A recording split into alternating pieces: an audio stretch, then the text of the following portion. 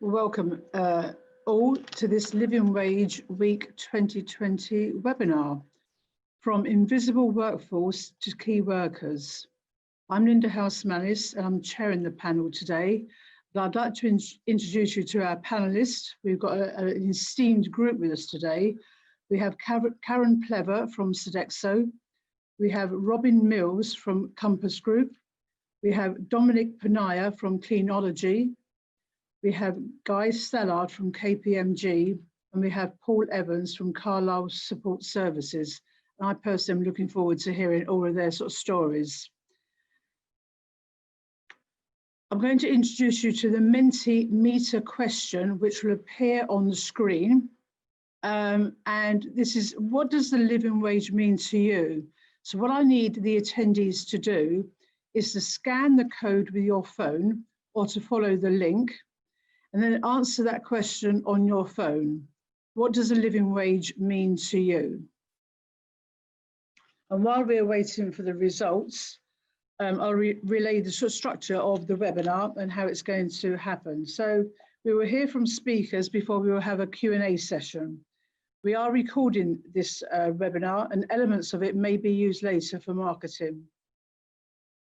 So I'm just going to give it a moment to see whether or not we've got the results from the Menti questions. And while that comes up, there you go. Fairness, dignity and respect. I think that is so, this living wage really hits home to me. I think it's strange that in the 21st century, we're sort of still talking about, paying people a fair wage for their endeavours. Respect, equality, recognition, stability. And I think, and as we sort of do move past this pandemic that we're all sort of still suffering from at the moment, and with much of the noise that's coming out of government, it'd be great to see that when we sort of build back better, we build back better and there's equality for all. So thank you, anyway, thank you for that, everybody.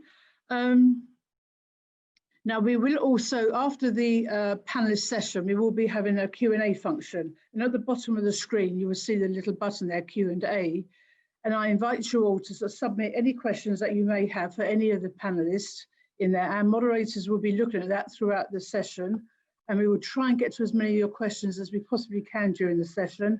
Now you can either ask them anonymously, and if you do that, if you put anon before the question, then obviously your name will not be referenced. Otherwise, we will be using your name, the question that you've asked. So before we move into the panel session, I'm going to introduce you to Sebastian Bakelia from the Living Wage Foundation. Thank you, Sebastian. Thank you very much, Linda. So first I'd like to start off with, what is the real living wage? Well, the real living wage is a voluntary rate of pay distinct from the government's minimum wage based on people's everyday needs. So these are your day-to-day costs, sort of like school uniforms for growing kids, but it's also unexpected costs like your boiler breaking or an unexpected dentist trip. What it also means is more time with your family. So rather than having to do 2 to 3 jobs, you can sort of get by with one. So what is this difference with the government's minimum wage? Well, the government's national living wage is for everyone over the age of 25, and it's £8.72 an hour. And that was announced in April.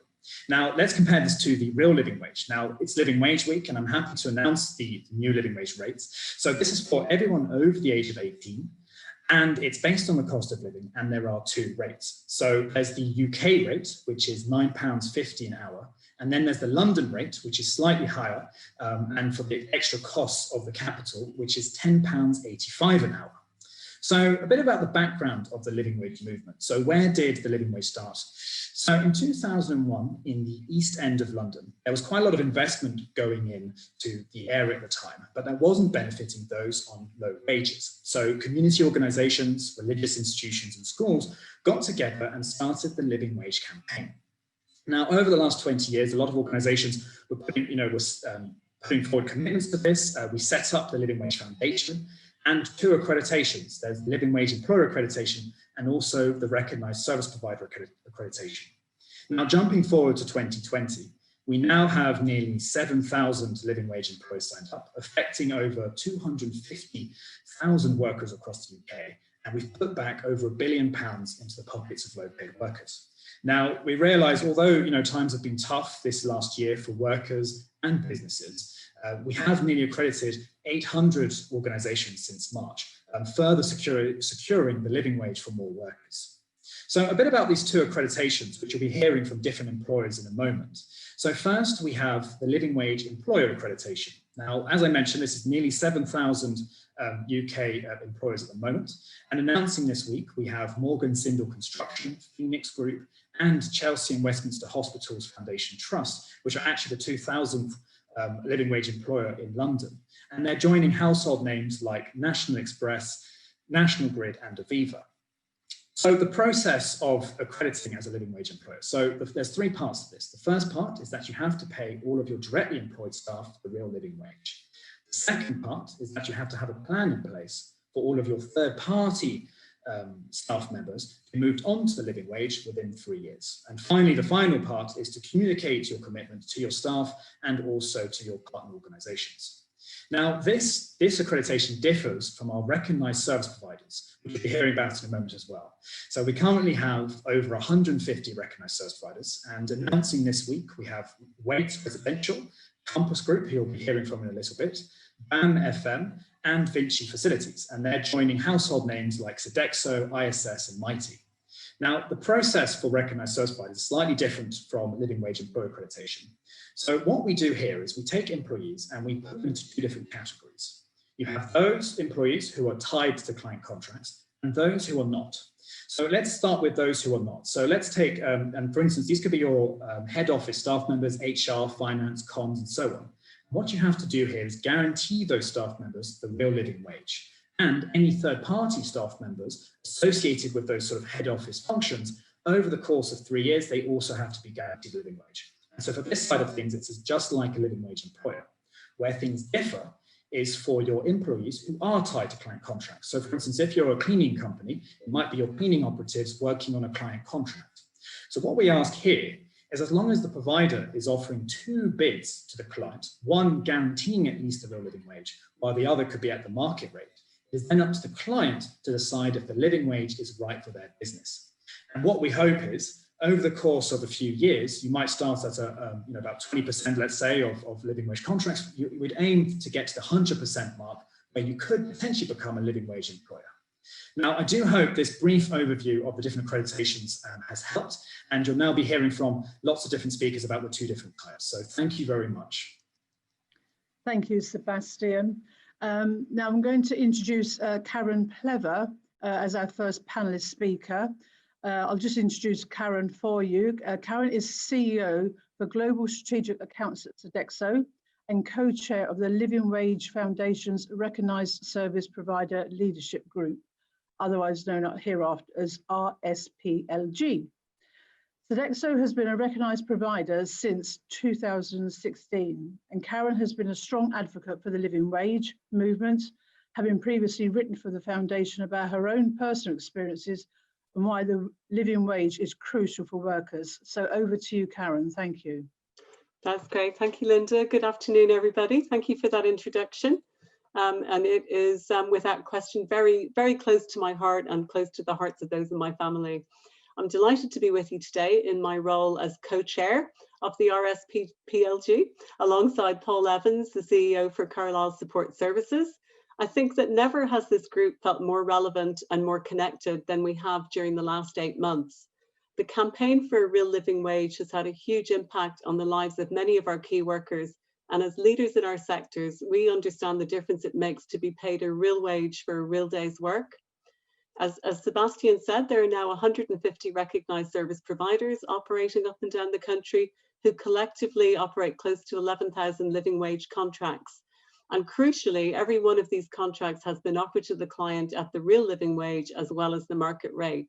And despite the current climate and crisis, this movement continues to grow. Behind these numbers, there are real people, real families who've benefited because of their employers' commitment to the real living wage, and we never lose sight of that. So let me explain a little who we are and what we do in this group.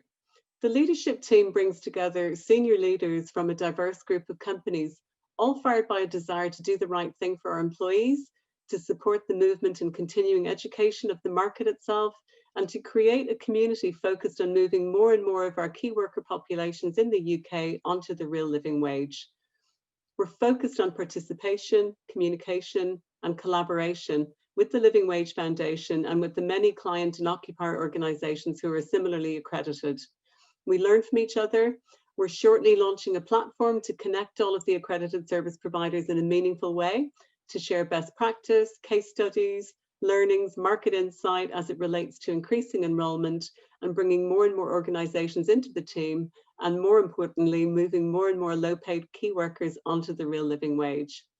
A few key outcomes that are important to us: we advise on the overall strategy and direction, driving the service provider recognition and the promotion of the importance and value of this in the outsourcing and FM sectors. We lead on the communication strategy. For the programme, we really push organisations to understand the business case for driving value and the human case for driving engagement and a better quality of life for our employees. We build participation, supporting the foundation to bring more and more service providers into the scheme. And finally, just to close, I'd like to say a really big thank you to those of you on the leadership team and to the new people joining, and to the Living Wage Foundation for your strong support, for the commitments of the organisations you represent, for your own personal commitment, and most importantly, for your never-ending belief in the human value of what we do. It's quite simply the right thing to do. Back to you, Linda. Thank you. Thank you, Karen.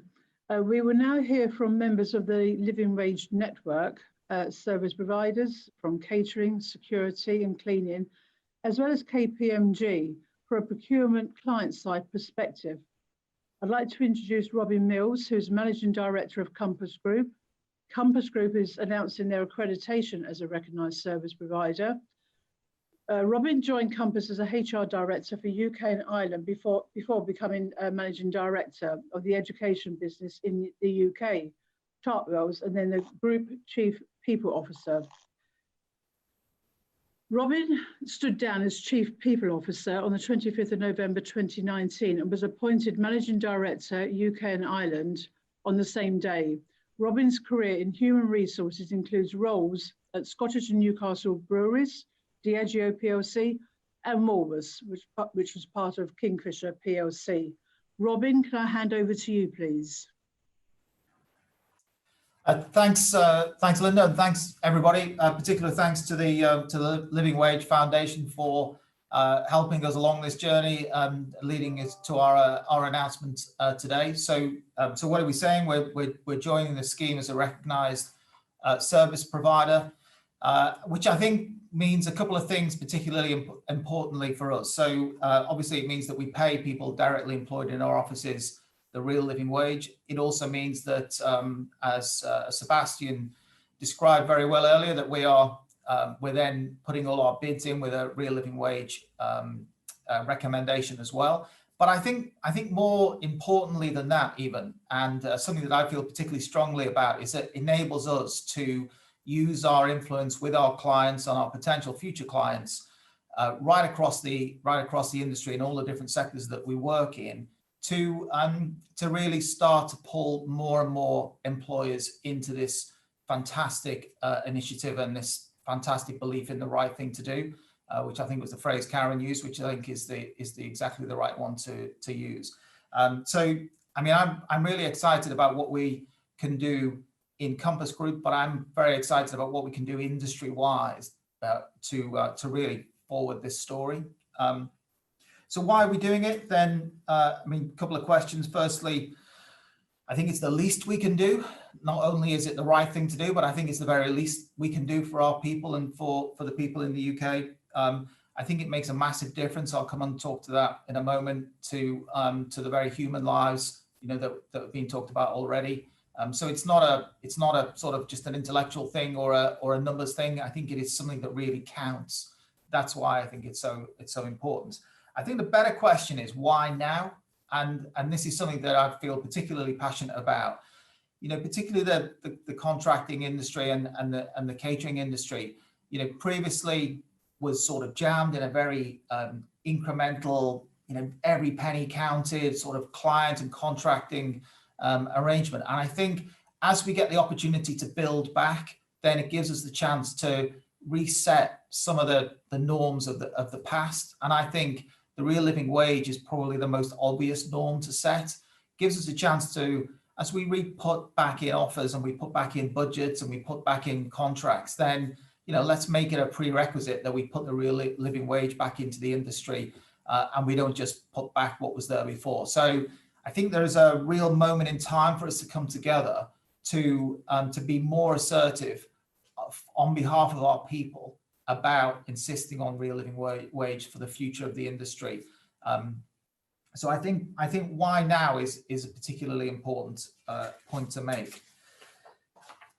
In terms of the relationship and the conversation with clients, I think it gives us a chance to move from a why to a why not perspective. I think that's something that I see already. We've been at this now through the summer, and officially it started on the 1st of October.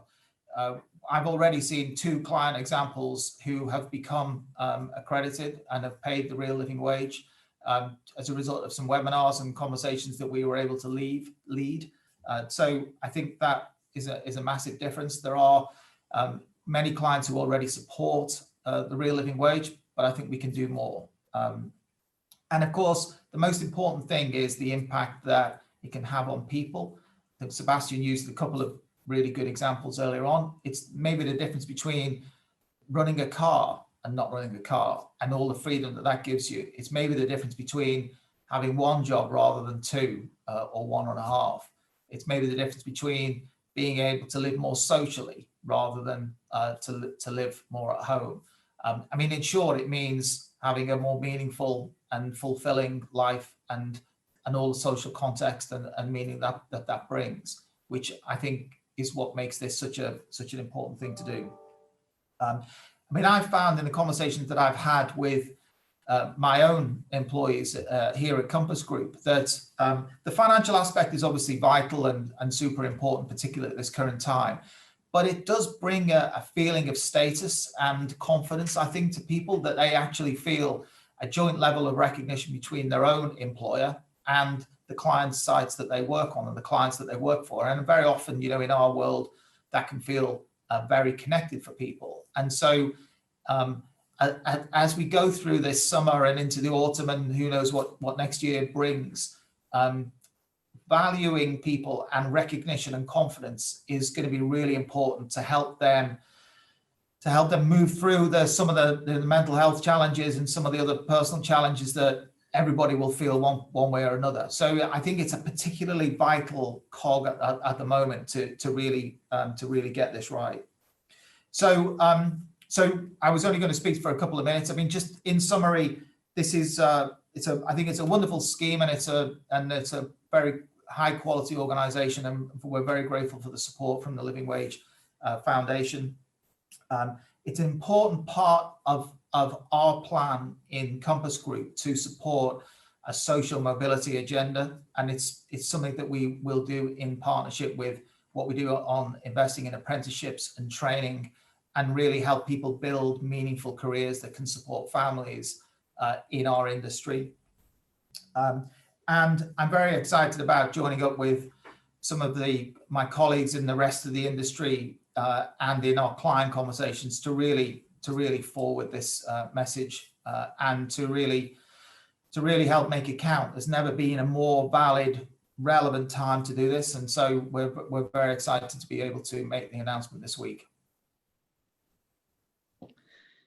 Thank you, Robin. I realised that I made a faux pas right at the very beginning because I didn't actually introduce myself. So I'd like to address that. So I'm Linda House-Mannis, and I'm the CEO of the Institute of Workplace and Facilities Management. And welcome, Robin and Compass Group to this group, because as IWFM in our predecessor, BIFM, we work closely with the sort of Living Wage Foundation. I remember sort of sitting in round tables, in London in the old days when we used to sort of do that. wondering how on earth we were going to convince the large service providers that this is a good thing because you're so dependent on the client side agreeing to this, etc. So it's great to see how things have moved. Things never move as quickly as I'd like them, but then that's me. But this is so encouraging. It really is, because it makes such a difference to those individuals. Thank you. Now I'm going to put a little bit of a plea to all you participants out there. Please, please, please let us have your questions. Click on the Q&A little tab, little button at the bottom of the screen there. Send us through your questions. They might be absolutely relevant. Are you a company who's thinking about this? Are you working for a company where you believe that you're part of a supply chain and that you have no influence on that, and you'd like to see how you could influence your service provider to sort of pay the living wage? Or indeed, if you are paying the living wage, and some evidence, some sort of demonstration of how it's making a difference, please, please, please engage with us. I'm now going to come on to our third speaker. I'm going to introduce Dominic Panaya, the CEO and co-founder of Cleanology. Cleanology has been a recognised service provider since 2015. Cleanology have been long-term advocates of the living wage, and they have done their own research on the living wage in the cleaning sector and have contributed numerous blogs and case studies. And I think we need more of those to sort of to provide the evidence.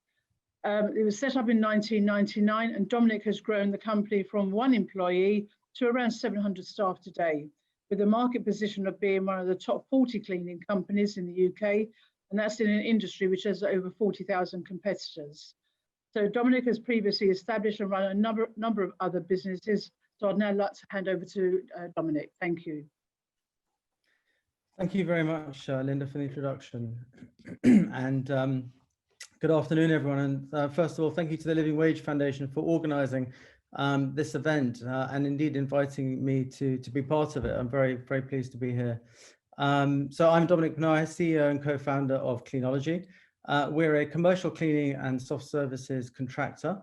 The business was started by my mother 20 years ago, and today we employ around 700 people in London and Manchester.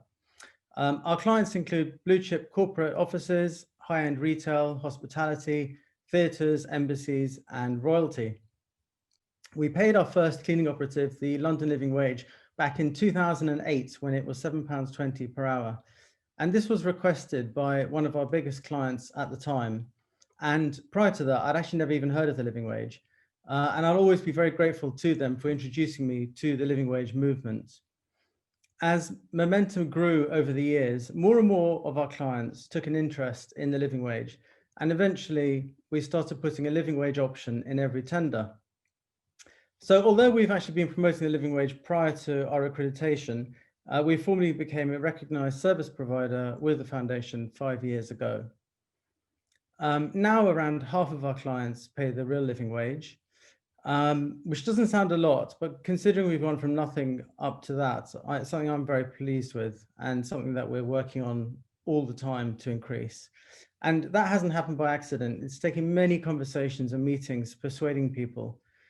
Not that it is the right thing to do, but because morally, really, there's no argument to be had, but it is the right commercial decision.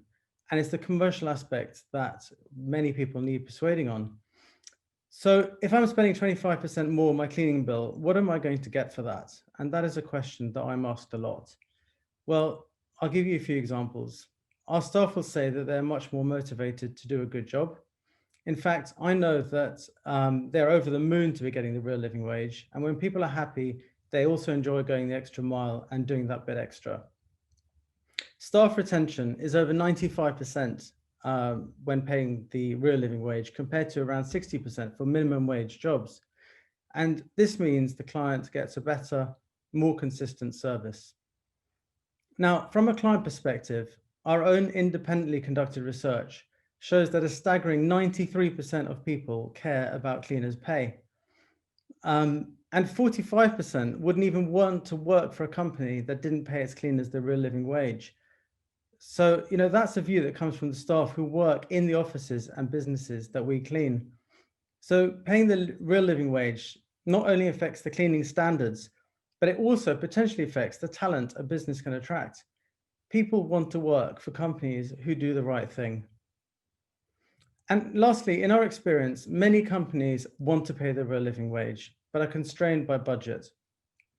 So what we have agreed with some of our clients, which has worked really well for us, is a staged approach where they pay a rate in between London living wage and minimum wage. So for example, £10 an hour. And this makes it a much more manageable jump from minimum wage to the real living wage, and tends to be easier to get approval from senior management as well. And finally, I'd really like just to say a large thank you to all of our staff for their hard work and dedication, and not only during this difficult year when they've literally put their lives at risk, but also for the past 20 years that I've been involved with the business. And last but not least, I must thank our clients, in particular those who have backed the real living wage, because without that moral and financial support, we wouldn't be able to do this. And you know, they probably don't get thanked enough. So I do just want to acknowledge that on behalf of my team, that we are very grateful for all of their continued support with the living wage. Thanks very much for listening.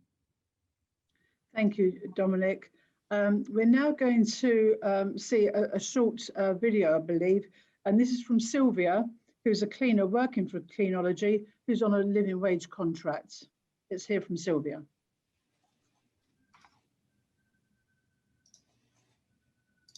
Hello, my name is Sylvia. I'm 50 years old. I'm very happy to work with the Cleanology. This is a very nice people. So about the London living wage, before the London living wage, I was very stressed because the money is not enough to pay my bills, you know, because in this country the life is very, very expensive, rent, electricity, everything. Now I feel less stressed. I can give more quality life of my family and for me and my friends. I have more time to spend for me and my friends, and I feel very, very happy. I think the client where I'm working in Fora are very happy. Everybody in my team working hard to give a good results for the company, for us, and the client is happy. Everybody is happy.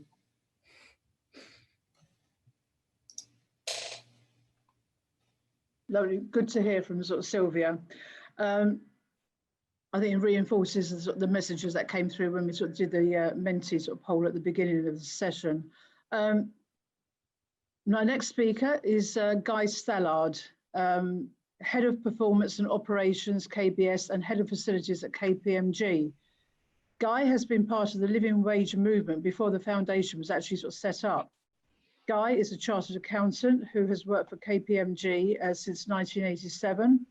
He is also a member of KPMG's UK's Corporate Responsibility Leadership Committee, where there is a strategic focus on social mobility, the environment, and promotion of the living wage. Since KPMG became a living wage employer in 2006, Guy has worked within and outside of the organisation to promote the living wage and share his experiences of implementation. Guy is a member of the Living Wage Foundation Policy Group and represents business as a commissioner on the Living Wage Commission, which is led by the Archbishop of York. So good to see you, Guy. Over to you. Thank you, Linda. As Linda said, KPMG has paid the real living wage on our service contracts since 2006, when I met a very young Matthew Bolton, who came to see me and convinced me on, as it was the time I just transferred from being in finance to facilities, on the importance of making sure that all the workers that support KPMG are fully paid. I'm delighted that then subsequently, as I went on the journey, I was there when we set up the foundation for recognition, and KPMG became the first accredited living wage employer in 2012. And following the discussion, our announcement in 2012, I had lots of different discussions with FM companies, through which it became very apparent that there needed to be a recognition scheme for service providers who wanted to do the right thing. And it is wonderful to hear that we've reached the stage of 150 today. And I would just like to take the opportunity to thank Carolyn Riley from the Living Wage Foundation, who has been tireless over the last few years in promoting the scheme to the success it is today. Why am I so passionate about the importance of the living wage? In simple terms, I'll just take you through. Well, if you're living and working in poverty, you cannot progress. The facility sector used to be one where it was possible to start on the shop floor and get to the boardroom, but that had sadly, by the time we got to the early 2000s, become an impossibility.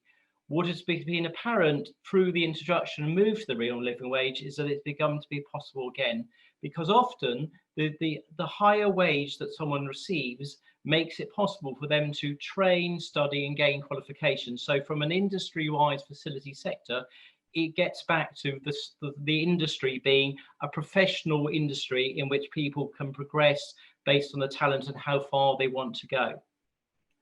But going back to economics, given my CFO responsibility for KPMG's back office, it has also been the fact that the paying the real living wage has helped reduce costs. I moved to facilities, as I said, in 2006. The cost of our operation 15 years later, or 14 years later, is now lower than it was then, which is just great to see. And that just highlights that the living wage makes large economic sense. Why has that happened? Well, since paying the living wage, we've seen staff turnover drop significantly, which is obviously good for people in KPMG who are supported by our key workers, but it also means it's not the learning curve, the stability, etc. The quality of the service has definitely improved since we paid living wage. Help desk gets nothing like the number of complaints. I hardly get anything ever escalated to me, to just the credit to the quality of the staff we now have. Productivity has definitely improved because people who are paid properly are more flexible, have better attitudes and are more positive.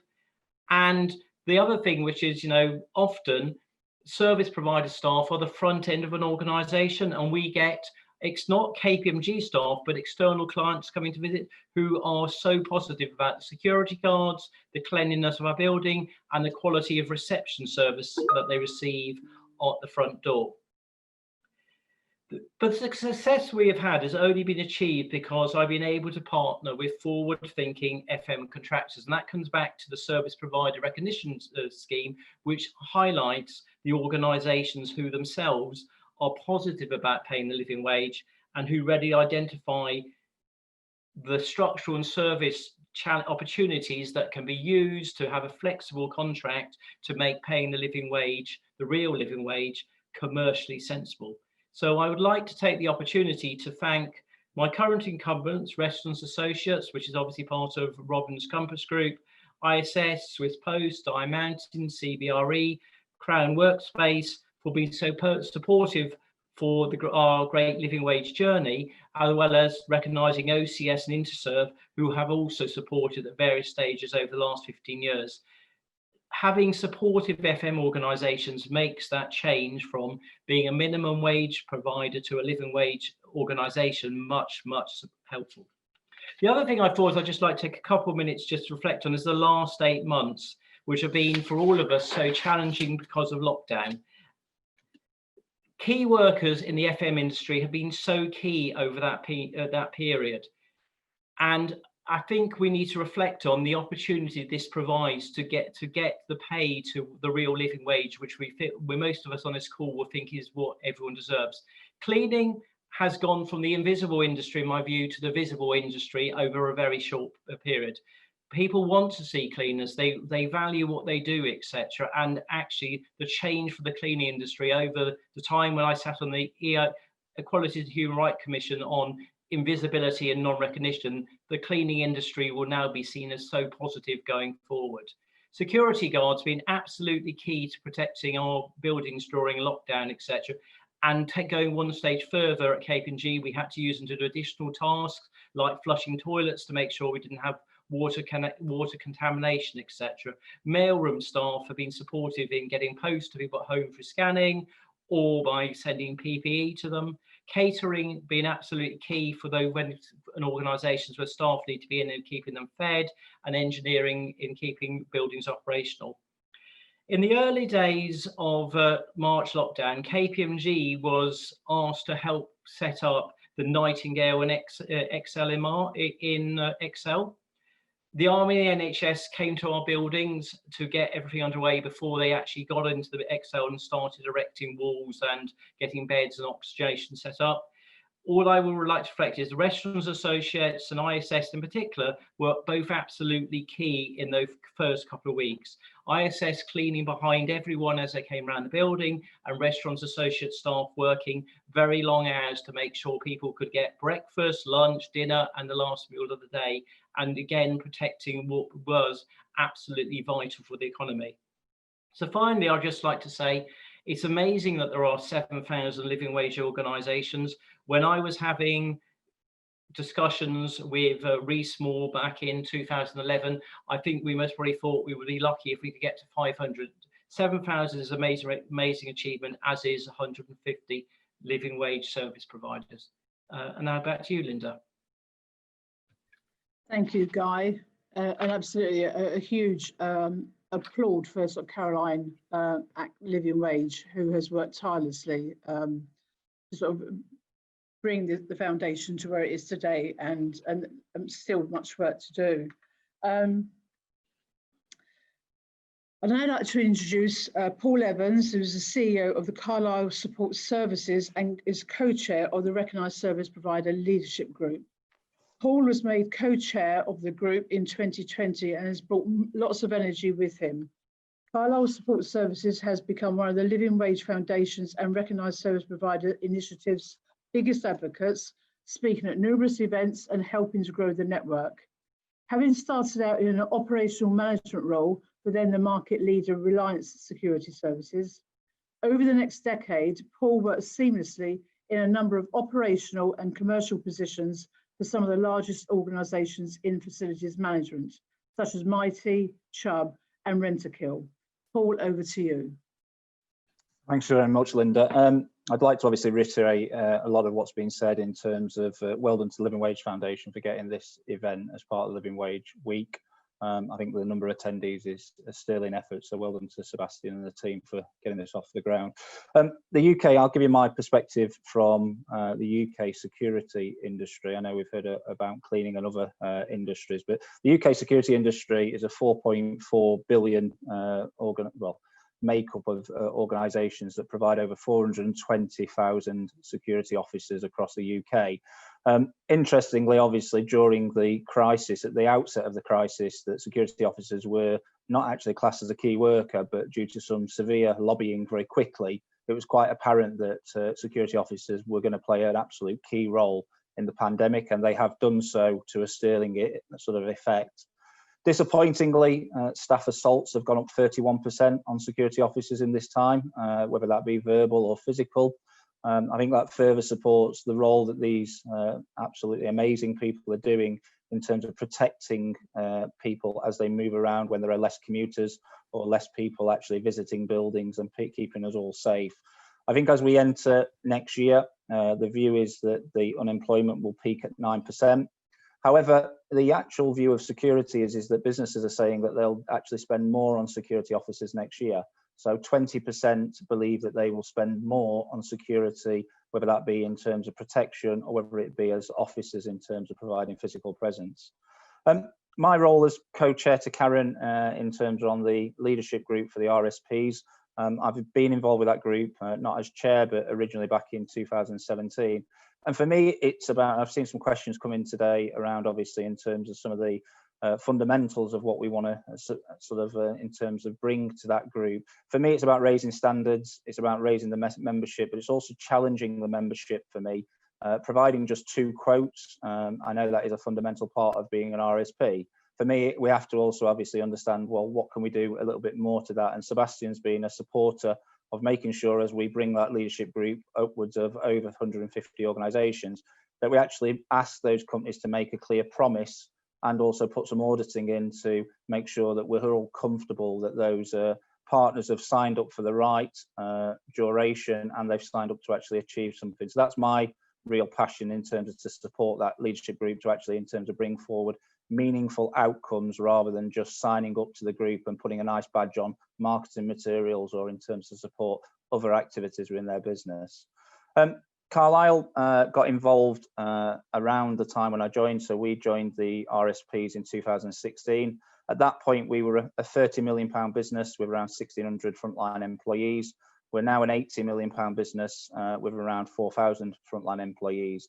I have to say that one of the key drivers of that growth, and just giving you some feedback about business benefits, has been the partnership that we've had with the Living Wage Foundation. I think it underpins, as Robin said, underpins some clear opportunities around to obviously show potential clients. Most clients now subliminally choose their partner before they even engage with their tender activity. And I think it allows companies to be seen to be doing the right thing when no one's looking. Often companies will use tender activity to show that they can do this, but most companies now, and certainly clients, are actually reviewing the market on a regular and subliminal part. We started, I can see one of the questions that's in there, we started with only 18% of our deployed hours being paid at the Living Wage Foundation rates. I'm pleased, and I take my hat off to one of our clients this morning, who obviously gave me the authority, even after the rates only came out on Monday, to already increase the staff that are paid on that contract up to the new Living Wage Foundation rates. And that will push us up to 75% of our deployed hours across all 4,000 employees now paid at the real living wage. I think the business benefits are already in terms of captured in some of the speeches that have gone before me, but productivity is absolutely in terms of very clearly done, whether it be cleaning, whether it be security officers. You get more when you look after people. I think that absolutely in terms of people are willing to come to work in a very much different capacity, and also in terms of engage with the wider business goals of clients. We've seen staff turnover go on contracts where we've implemented this. We've seen it go from 21% staff turnover, which was horrific when I joined in 2015, down to 4%. And I think you only have to obviously question that if you've got regular staff, you've got friendly faces, you've got people who are used to doing the duties and used to dealing with the customers and the client contacts, which enhances the actual sort of experience and the client satisfaction. I think the other thing that we've seen obviously is in terms of reduction in financial stress though for our frontline colleagues. I started, as I said, in terms of in an operational role, basically as a patrol security officer, and it's only the right thing to do in terms of to move these people up to the Living Wage Foundation rates and beyond. And I really, in terms of encourage any clients that are in terms of choosing a partner, to really challenge the suppliers who turn up in front of them, and to look beyond obviously just the accreditation mark, but to actually look for evidence and case studies. Most of the speeches that you've heard from the different organisations is the ones that are truly believing and delivering it will have cases of where they've implemented this, and not necessarily in terms of, as Guy has said, to support Guy's argument, not necessarily in terms of whilst it may have an initial cost increase. I think the cost savings that they come in further years. I think we're all going to feel that challenge over the next 12 to 18 months of potential discussions with clients where we know the economy has got to make savings. If you're a facilities partner in terms of support services business, I'd encourage you to get involved. Certainly we're doing a lot, me and Karen are doing a lot about trying to get a communication strategy together for the recognised service providers, all 150. We're launching a new platform which has gone out softly, and I know Sebastian's obviously going to launch that to the recognised service providers community.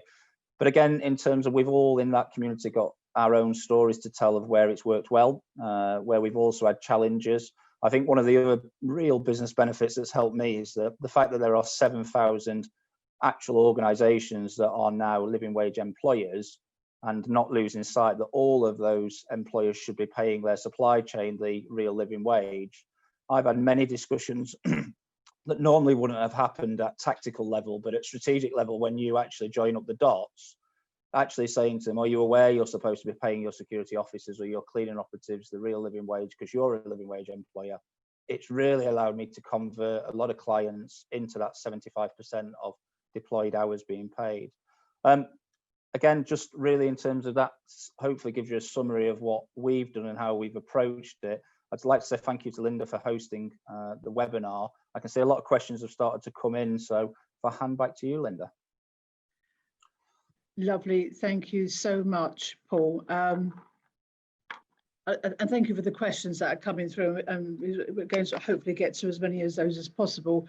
I think a question I'd like to ask, and not to any sort of particular member, I'll open up to the panel, has the sort of real living wage on any of your contracts really improved that sort of relationship between the provider and the clients? I mean, obviously, we probably guessed how long those negotiations have had to sort of take in place, and especially when there's that immediate cost, and Guy said it's taken years to sort of get the true return on that investment, etc. But does any of the panelists want to come in with any examples of where those relationships have really improved? I can contribute a little there, Linda. Lovely, thank you, Karen. Yeah, so we have a couple of our strategic clients where it had a very positive impact on the relationship, because they decided at their C-suite level, it was quite simply time to do it and the right thing to do. So it was we can't claim that we actually made it happen. we made it happen in terms of execution, but it was a very positive and warm connection on corporate responsibility to see two big companies. It was GSK and AstraZeneca really putting their money where their mouth was in terms of doing the right thing for everybody that worked on all of their sites in the UK. We have a number of other clients as well. Unilever I would call out too. So in terms of, as all of you will know, as service providers, you spend so much time in commercial negotiations and wrangles, and it's all about cost per square meter, and that's the sort of the negative part of the negotiations at times. So to have big clients actively wanting to change that, to change the environment for the people who deliver such key services, really aligned with the values in Sodexo, and for the teams working on those contracts, it was an enormous boost. And it's lasted. That was a number of years ago for each of those clients and others that I haven't mentioned, but it's lasted, because even the discussions around COVID and how to handle all of the challenges that COVID had thrown at us with these organizations, there's a real strong connection between the teams to try to protect the key people working on their sites as much as possible. So I would say a very positive experience from it. Lovely, thank you, Karen. Any of the other panelists want to come in there? Robin? Yeah, I mean, obviously we're sort of very new to the official recognition, but I mean, two things that's happened that's happened already. First of all, we held a webinar back in October with some clients who were real living wage payers and a couple who weren't. And as a direct result of that conversation, you almost don't need to do the persuading. One client persuades another. I think that's the other dynamic to look out for here. And we had one client persuade the other to become a real living wage payer, and they are now. And then the other thing that we've done, obviously, is getting organized in terms of how we bid. We held some sessions with the bid teams and the sales teams, and as a direct result of putting an alternative bid in, one of those potential clients turned into a client that actually accepted the real living wage proposal rather than their original proposal. So I think already, we feel there have been a couple of really important steps. Wonderful, thank you, Robin. There was a question here which oops, if I can go up here. This is from Antoinette Danielle, and it says, are we compromising our values by offering clients a two-tier service? I.e. that choice between, paying a living wage and not paying a living wage. Guy, do you want to come in there? You're on mute. Yeah, I'll touch on both. So going back to the first point about the change, I did an awful lot of work in the sort of period up to 2012 explaining big PLCs how they could implement the living wage. You don't need to do it now because the service providers who are excellent can do that themselves, which makes a big change. In terms of the two bids, you could say you're compromising, but it actually causes the dynamic of the discussion. By putting two bids in, you're able to say against other organizations who have different values who are bidding, you can explain and show why their minimum wage bid doesn't actually make commercial sense. So actually putting the two bids in gives you that opportunity to have the discussion. If you didn't put the two bids in, you can't say, this is the difference between A and B, and this is why we think paying the real living wage is the sensible way to go. Lovely, thank you, Guy. Another question here from Emma Berry. And Emma's saying, do you have any tips on if we should and or how to check and audit key suppliers to ensure that they are actually paying the promised wage to their employees? Guy, you're on screen. Oh yeah, because I'll just answer, because obviously I have the position that I'm on the other side of the fence, so that obviously as a living wage employer, I have to write in writing to the Living Wage Foundation each year to confirm that all of our staff and supplier staff on site are being paid a living wage. We have a back-to-back affidavit with each of our suppliers who signs a written piece of paper to us confirming they've all been paid, etc. We also obviously do a few spot checks with staff, etc. But the real thing is we also make sure that each year the suppliers write to the staff and give them pay rise. You would get whistleblower calls, etc. if it wasn't being paid. So basically, you need to get it put into the contract, get the supplier to confirm they've paid it, and that is a pretty relevant, easy process that any procurement team can manage. Thank you, Guy. And as you were talking there, I was really, I suppose, a question to the Living Wage Foundation. And it's not necessarily to answer now, it's just my thought process. Is there still much work to be done? I always think that with the finance directors, I'm not putting all the blame on them, etc.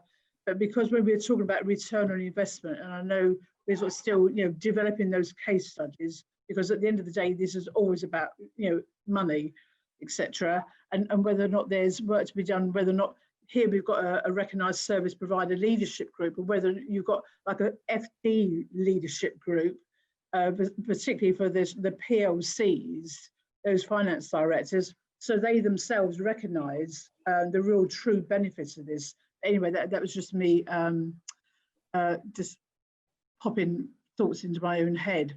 Another question for Sebastian.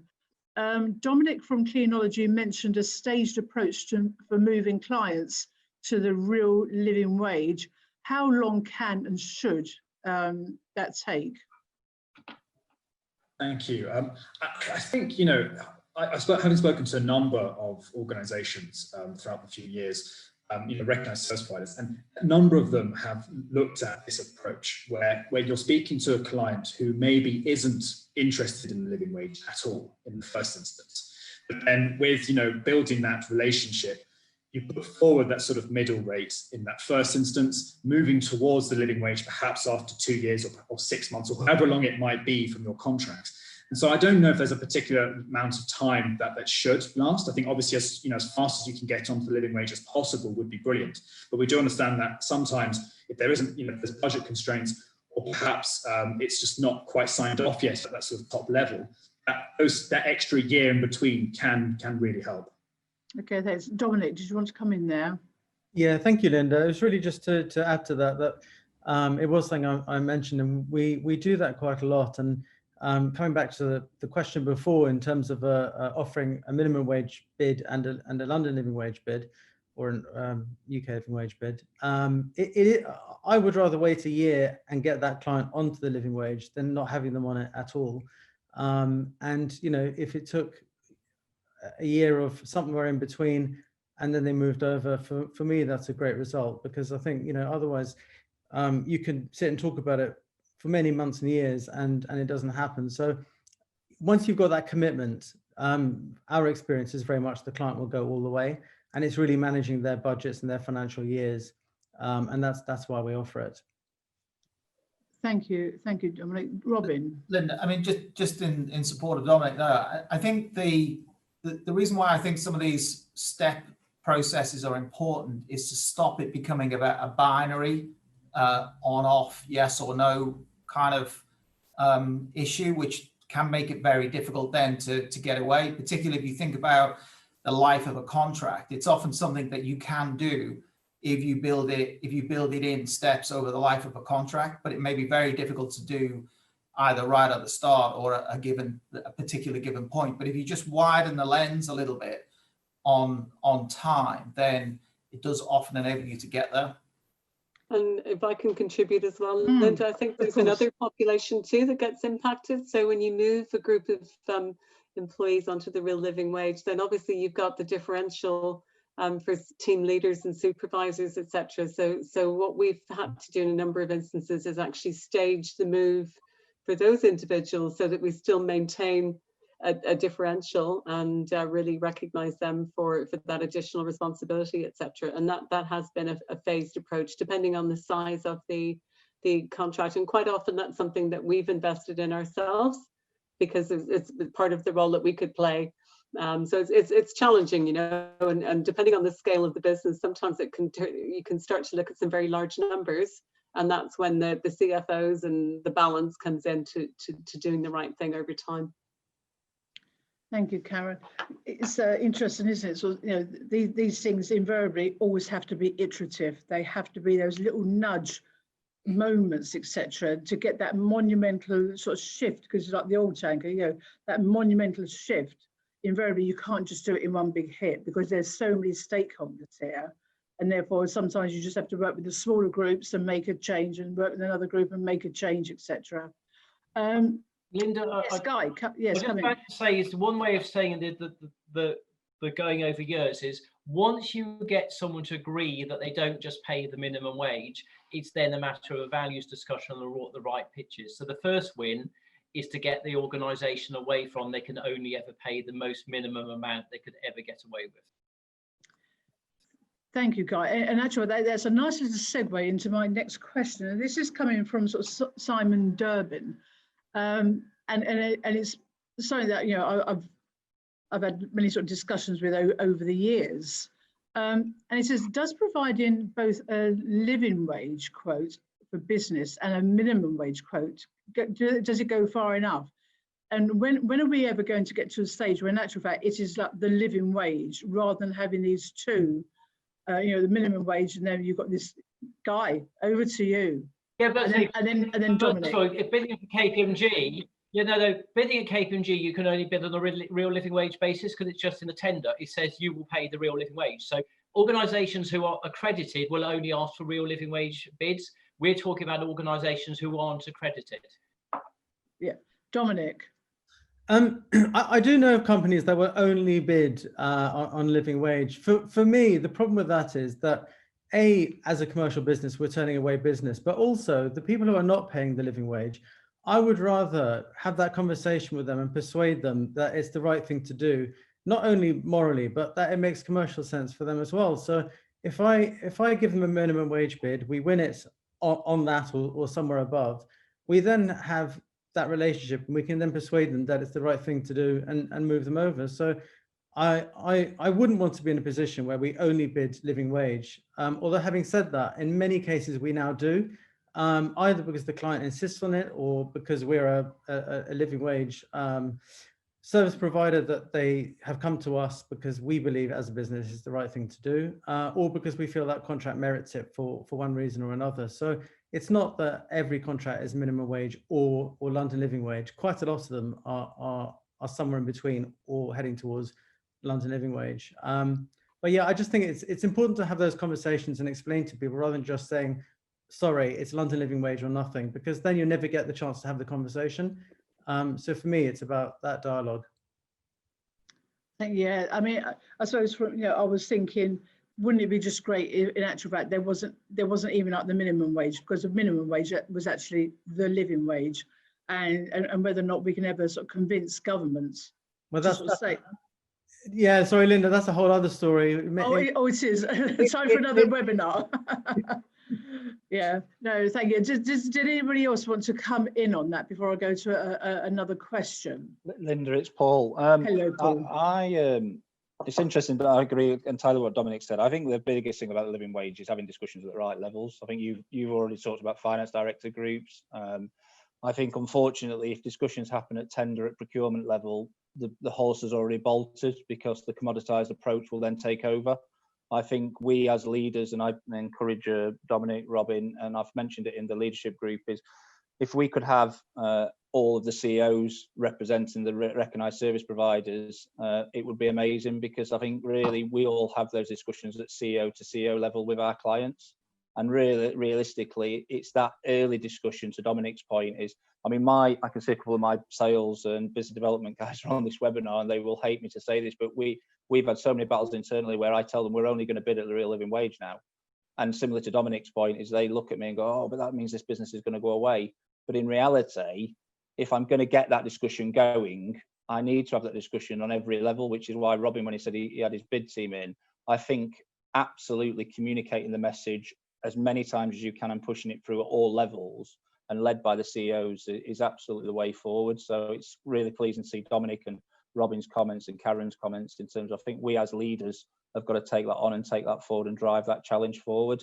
I think the worry is, and I said it in my little bit of an intro, there are partners that doff their cap to this and probably don't really genuinely get on board with it. And I hope in the next 18 months we find out that those people really are on board with it, and we really see them at CEO level having the CEO discussions. Because to my part, if all of the major FM organisations in the UK signed up to this, your comment and Simon's question that he's asked is, there wouldn't be a differential. It would be, we're all going in at Living Wage Foundation. And to Guy's point, it's all right for KPMG to mandate it, and a lot of organisations do, but that then takes the cost discussion to a certain degree off the table around the wage differential, because then we really start talking about value and what companies are buying. So that's my my 2 pence on it. Thank you, Paul. Anybody, any other comments at all before I nip on to the next question? Nope, can't see any hands. Okay, so we have a question. This is an anonymous question. It says, as there is less turnover and better motivated staff who therefore require less management time, do you reflect these benefits to your customer in your overhead costs? Probably sort of motivated at the moment. How long they will be motivated for, I'm sort of not too sure, but anybody willing to sort of take a punt on that one, respond to that one? Well, I will say is I'll let everyone, the providers provide, but in terms of mine, I think when I receive bids, it reflects the fact that the staff will be motivated and there will be less need for central management supervision, will be what I see on my side. It'll be interesting what the providing manager directors say. I don't mind just giving, I know Dominic wants to come in at the moment, but I'll just give you my view around it in terms of from a point of view. For me, it's about, in terms of absolutely right what Guy said, when we take a view of getting management levels right, but the staff, and I'd rather win the contract, I don't hold myself to this, but I'd rather win a contract on very small margins knowing the staff were happy, rather than try and get a big operational overhead margin. And we've had discussions in Carlisle about that. So I think my view is if you get the staff right, all the different metrics we've talked about, staff turnover, uniforms, cleaning, equipment, the actual treatment of how the people treat people, and the sort of the HR matters, they all, every metric that we've ever looked at goes down when you pay the real living wage. Thank you. Dominic, did you want to come in there? Yeah, just to add to what Paul said, really. I mean, I completely agree. I mean, you know, the data speaks for itself. When you have a lower turnover of staff, you can then do the things you want to do, which is invest in your team and, you know, give them proper training and spend time with them, you know, developing them and giving them that motivation rather than just constantly replacing staff and recruiting. So yeah, those costs are reflective in certainly what we do. Lovely, thank you, Dominic. Robin, you wanted to come in there? Yeah, I mean, I would completely agree. I think the costs are reflected in those kind of bids. I think it changes the whole sort of ethos of the contract and the relationship with the client. I think it moves it above a transactional, minimal sort of cost and minimal mentality kind of relationship into something much more value focused, because I think it does allow you to access the sort of the intangible benefits like engagement, like innovation ideas. I think it moves the relationship onto a different level, and I think paying people fairly and then feeling fairly paid and recognized is an important component there. Yeah, and I guess, thanks, Robin. I guess finally I would add that I think that's a bit of a transactional way to look at things, that in terms of you pay the real living wage, therefore your overheads are less, therefore there's a cost benefit to the client in that very sort of linear way. I think it's all about improving customer satisfaction, driving value. So it's all part of a wider conversation, and it's I don't think I've ever had that conversation specifically with a client. All of the discussion has been about value through engagement, as Robin says, customer satisfaction. It's a huge benefit to the clients, and it's not really seen as an opportunity to then reduce overhead in that direct way, in my experience. Thank you, Karen. Thank you, panelists. I've got one final question, and then we're sort of going to probably wrap it up for the day as we sort of come into the end of this session. So this is for Sebastian. Why only 10p an hour rise in London, given that the bus fares have increased and our cleaning operatives also now need to pay transport costs for their children? This is too low to sort of meet their day-to-day costs. There's no name attributed to that, so don't know whether you want to come in there, Sebastian. Yeah, no, thank you, Linda. Well, so the living wage, the different rates, they're calculated independently by the Resolution Foundation, and they're based on a basket of goods and services and things like rent and other things as well. And so, and they have focus groups throughout the country for the UK rate, but also across London for the London rate. And so the calculations they do, as I say, are based on these things. And they do speak to people from all sorts of different sort of families and different types of one-parent families, nuclear families, and so on. And so, yeah, so, you know, they do the calculations themselves. It's not done by us as a foundation. And so I wouldn't be able to necessarily answer that just now about, you know, why maybe it went up to 10 pence, but I could definitely get in touch with the person who asked the question afterwards to respond more. Lovely, thank you, Sebastian. So that's the end of the questions, but I'm going to sort of, this is a quote from Stuart Wright, and I remember sort of Stuart Wright, say from all those years back when we were talking about living wage. And Stuart is the chair of the Living Wage Advisory Council. And Stuart says, the only person to name check himself and has a supportive statement. I would like to thank all of the living wage supporters and champions across the facilities world for their support to our campaign.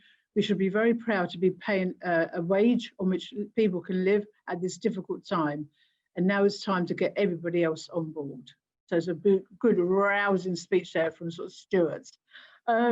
So a couple of minutes here. So just some final comments from me. To find out more about the different forms of accreditation, please get in touch with Sebastian, whose email will be on the screen very shortly. The coming year will be a very difficult year for many workers and their families, but paying the real living wage will provide them one thing to be sure of, and it's going to be so key critical for them. If you can, please do sign up and please make a difference. For everyone who wants to continue the conversation, here's a QR code on the screen at the here it is, which you can scan to be involved in future sessions with the Living Wage Foundation. So that's over for, you know, all from me. I thank our panelists very much today.